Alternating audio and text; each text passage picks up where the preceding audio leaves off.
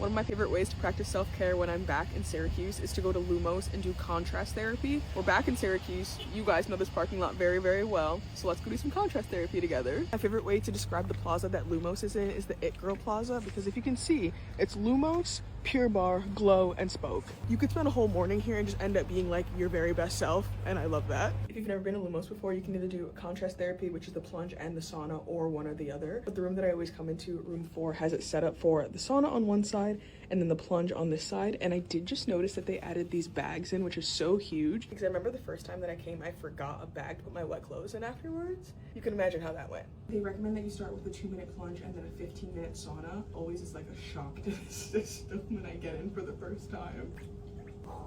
And yes, y'all know the drill, the socks are staying on, okay? Don't question it. One of my goals for today is to get my arms in for a full plunge. I feel like I've gotten used to this, my lower body, my torso, my chest, fine. When it comes to my arms and my shoulders and that vagus nerve, girl, not fine. I always feel so good when I leave here too, so I'm like, I will deal with a couple minutes of being uncomfortable and cold for a great day overall. Whenever I'm at Lumos, I really try and have some like dedicated analog time, because I'm literally always on my phone. I'm always on some sort of screen, some sort of device, and you really can't bring your phone in there because it'll overheat. But if you can see over there, they do have this little like heat-proof pocket you can put your phone in. So I have my phone in there. I'm gonna play some music, and then I also brought a book, and we're gonna do our first 15-minute sauna sesh.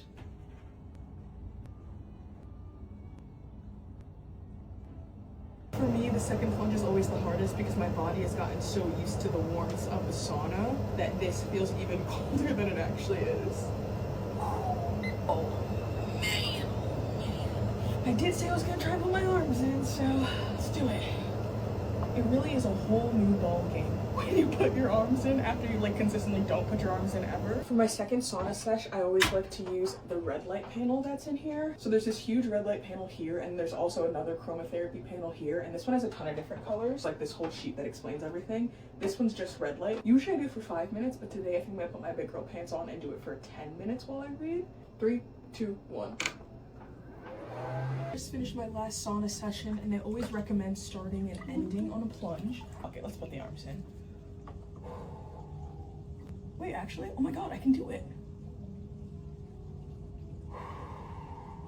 Let's see if I can stay the full 2 minutes though.